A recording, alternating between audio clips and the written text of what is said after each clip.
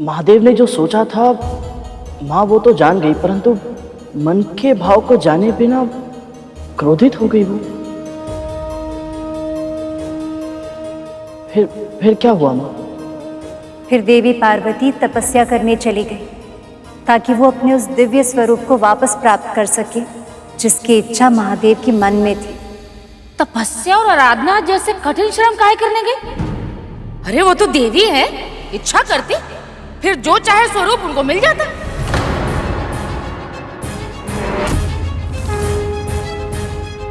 है कि नहीं? सत्य, किंतु वह संसार की जगत माता भी है, इसलिए अपने बनाए संसार के नियमों का पालन कर रही थी। अपने कर्मों से यह आदर्श स्थापित कर रही थी कि परिश्रम और तपस्या के बिना कुछ भी प्राप्त नहीं होता। देवी पार्वती ने वन में जाकर ब्रह्मा जी के मंत्र का जाप आरंभ कर दिया था, किंतु उस सघन वन में देवी पार्वती अकेली नहीं थी।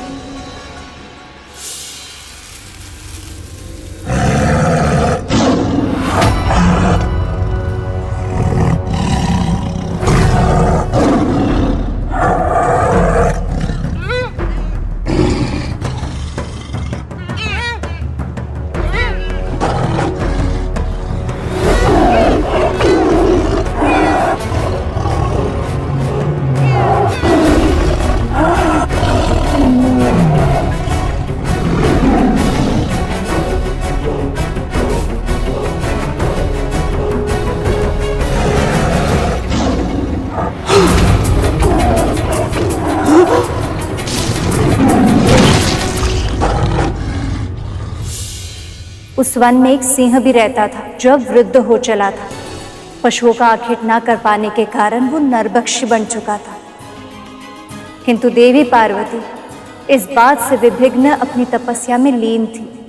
ओम ब्रह्मदेवाय नमः। ओम ब्रह्मदेवाय नमः।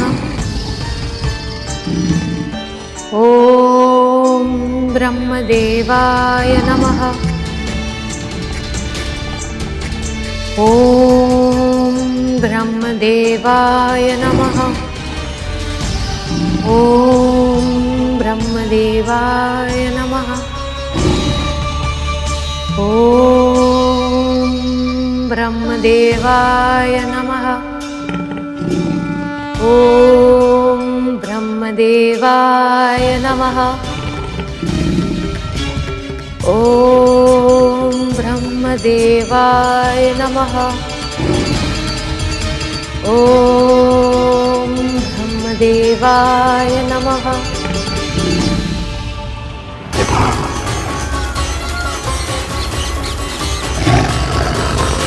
ओम ब्रह्मदेवाय नमः। ओम ब्रह्मदेवाय नमः।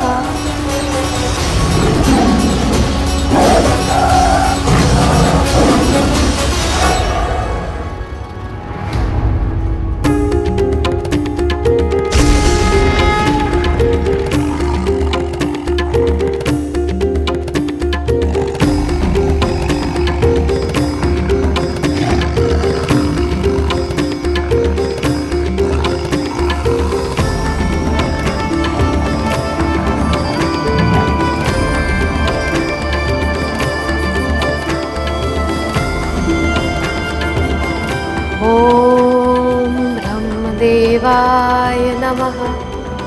ओम ब्रह्मदेवाय नमः। ऐसा होता है माँ की करुणामयी दृष्टि का प्रभाव। ये दृष्टि जिस पर पड़ जाए उसकी कामनाएं, इच्छा, यहाँ तक कि भूख प्यास सब कुछ समाप्त हो जाती है। वो इस माँ की दिव्य शक्ति का कृपा पात्र बनकर माँ की सेवा में रम जाता है। ऐसा ही कुछ उस सिंह के साथ भी हुआ। क्षण भर में उसका उग्र स्वभाव शांत हो गया। उसने पशुओं का आखेट करना बंद कर दिया। माँ की तपस्या में कोई व्यवधान ना आए, इसलिए वो उस स्थान की रक्षा करने लगा। ओम ब्रह्मदेवाय नमः। ॐ ब्रह्मदेवाय नमः। ॐ ब्रह्मदेवाय नमः। ॐ ब्रह्मदेवाय नमः।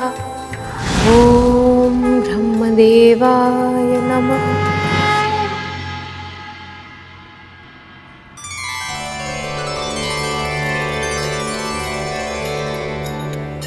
ब्रह्मदेव,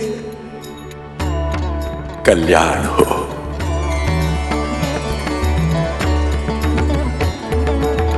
तपस्या के समस्त फलों की सिद्धि तो आपके ही अधीन है देवी। इतनी घनघोर तपस्या की, इस लीला की क्या आवश्यकता थी देवी? ब्रह्मदेव, सृष्टि के आदि काल में समस्त प्रजा के प्रथम होने के कारण आप मेरे ज्येष्ठ पुत्र हैं, पर प्रजा की वृद्धि के लिए आपके ललाट से महादेव के रौद्र रूप का प्रादुर्भाव हुआ था।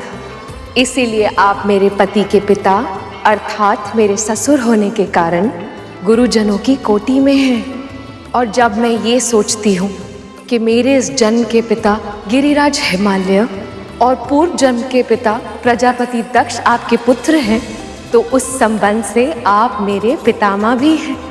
हे लोक पितामह, पति के इस कथन से मेरा हृदय दुखी है। इसकी चर्चा तो मैं नहीं करना चाहती, पर आपसे ये प्रार्थना अवश्य करूंगी कि आप मुझे अपने सम्मान, गौर, वर्ण और दिव्य स्वरूप प्रदान करने की कृपा करें। बस इस प्रयोजन के लिए आपने इतनी कठिन तपस्या की। हे देवी, आपकी इस लीला ने मेरे सम्मान में वृद्धि की है। आज आपने सिद्ध कर दिया कि जिस संसार को आपने जन्म दिया है, उसकी मर्यादा आप कभी भंग नहीं होने देंगे। वैसे आपको वरदान देने की योग्यता, क्षमता मुझ में नहीं है, किंतु फिर भी यदि आप अपनी इच्छा पूर्ति का माध्यम मुझे ही बनाना चाहती हैं, तो आपकी हर मनोकामना पूरी होगी। तथास्तु।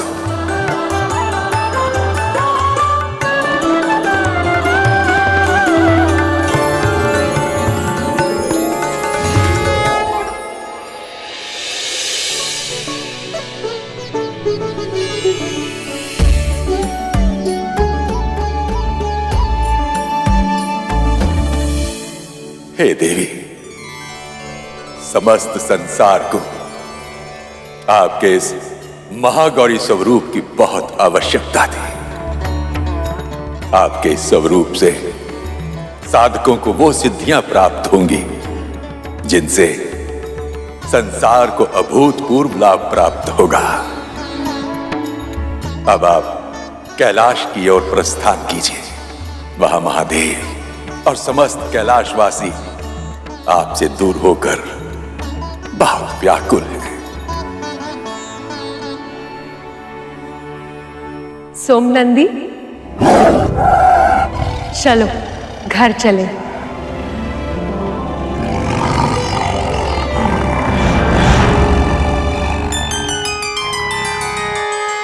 तो इस तरह अपने दिव्य स्वरूप को प्राप्त करने के बाद माँ कैलाश लौट गई। नहीं सुपर्ण, उनके मार्ग में एक विघ्न भी शेष था।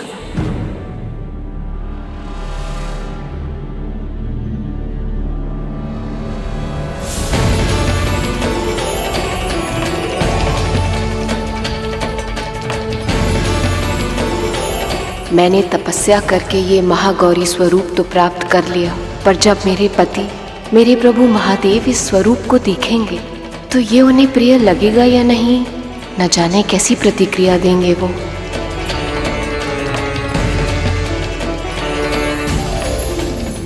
गणेश, कार्तिकेय,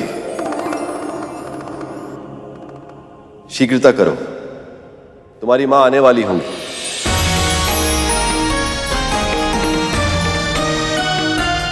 उचित ये होगा कि मैं स्वयं जाकर उन्हें ले आऊं। प्रभु, माँ को लेने शिवगण पहले ही जा चुके हैं।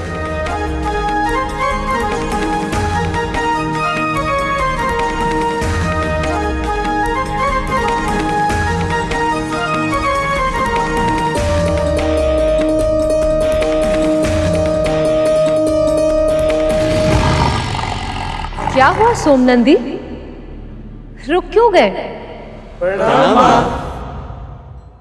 अद्भुत माँ, आपका स्वरूप तो सचमुच बड़ा ही दिव्य है। महादेव जब इसे देखेंगे तो प्रसन्नता से झूम उठेंगे। उनकी प्रसन्नता में ही मेरी प्रसन्नता है। अब मार्ग तो छोड़ो ताकि मैं शीघ्र ही उनके पास पहुंच जाऊं। आप निस्संदेह जाइए माँ, पर ये सिंह आगे नहीं जा सकता।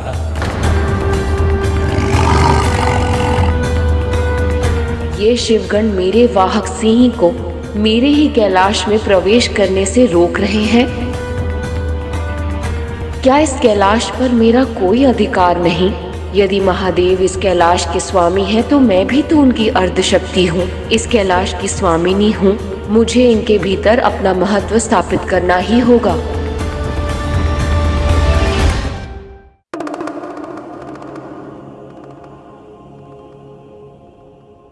देवी अभी तक कैलाश क्यों नहीं लौटी? तब विलंब क्यों हो रहा है उन्हें? पिताजी तो इतने उत्साहित और व्याकुल नजर आ रहे हैं, जैसे पहली बार माँ से भेंट करने वाले हो। माँ के नए स्वरूप को तो वो पहली बार ही देखेंगे भ्राता। और सत्य कहूँ तो उत्साह और व्याकुलता तो मेरे मन में भी है। मेरे मन में भी है। इस सिंह का नाम सोमनंदी है। ये मेरा प्रिय है और ये मेरे साथ कैलाश जाएगा। कौन रोकेगा मुझे? तुम या तुम या फिर तुम? हम तो आपके दास हैं माँ, हम आपको कैसे रोक सकते हैं? हम तो केवल महादेव के नियमों का पालन कर रहे हैं माँ, और कैलाश के नियमानुसार वहां केवल शिवगण ही रह सकते हैं। यदि महादेव अनुमति दे दें तो इसे कैलाश में प्रवेश देने से हमें कोई आपत्ति नहीं माँ। तो फिर बुलाइए अपने कैलाशपति को।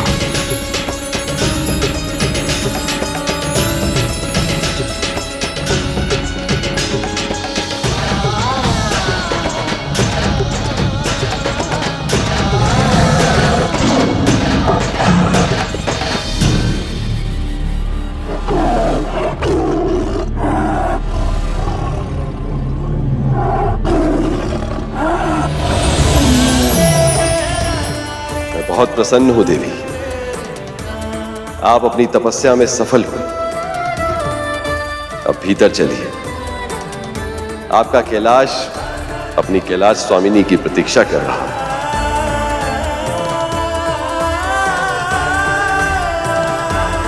इस क्षण की प्रतीक्षा मैंने भी बहुत व्याकुलता के साथ की है प्रभु, पर मैं सोमनंदी के साथ ही भीतर प्रवेश करूंगी, इसके बिना नहीं।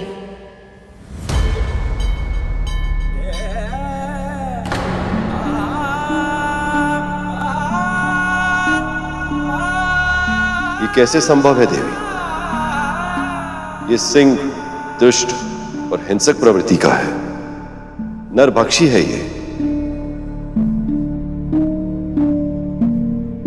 अपने अतीत में था महादेव, पर अब जब से ये मेरी शरण में आया है, इसने आखेट करना तक छोड़ दिया है। इसका स्वभाव पूरी तरह से बदल गया है। इसने मेरी तपस्या में रक्षा की है, ध्यान रखा कि मेरी तपस्या में किसी भी तरह का विघ्न ना आ पाए। ये सब अंतर्मन में भक्ति भाव जागरण हुए बिना कैसे संभव हो सकता है प्रभु? आप तो जानते ही हैं, जिसके मन में सच्चे रूप से भक्ति जाग जाए तो अतीत के सारे पाप उसके लिए अपने आप अंत हो जाते हैं।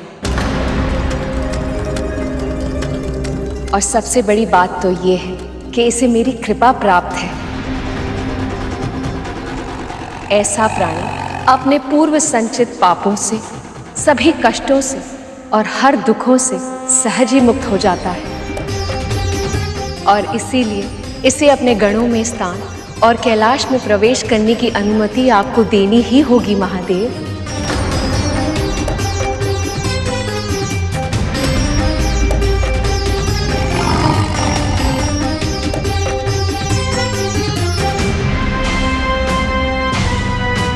कैसी विडंबना है, पार्वती इतने समय पश्चात वापस लौटी हैं और इस सिंह को कैलाश में रहने की अनुमति मांग रही हैं, जहां और भी कई प्राणी निवास करते हैं। यदि मैंने अनुमति दे दी तो उन सभी प्राणियों के जीव संकट में पड़ सकते।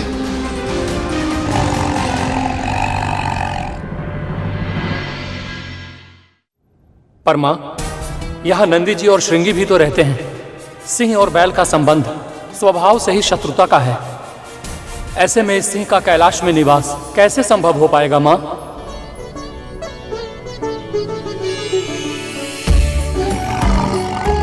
तपस्या की शक्ति से। प्रभु, आप तो स्थिरता के प्रतीक हैं। आपकी तपस्या के फल स्वरूप आपकी छत्र छाया में पलने वाला हर प्राणी अपनी हिंसक प्रवृत्ति को छोड़कर शांत हो गए हैं। सारा संसार जानता है, जहाँ शत्रु भी अपना वैर भाव त्याग कर प्रेम से अपने संबंधियों के साथ रहता है, वही कैलाश कहलाता है। इस संसार में जहाँ मूषक सर्प का भोजन होता है और सर्प मोर का, वहाँ गणेश का मूषक, आपका सर्प और कार्तिकेय का मोर एक साथ प्रेम से वास करते हैं। वैसे ही एक बैल और सिंह भी साथ में रह सकते हैं।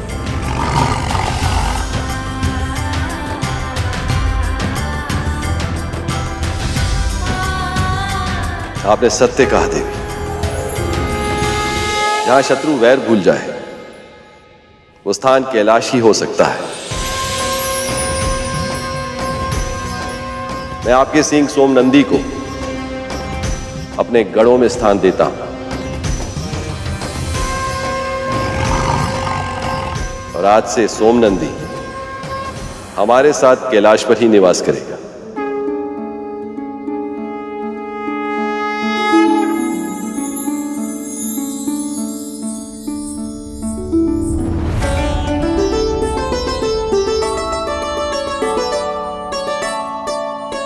अब तो आप पधारी हैं।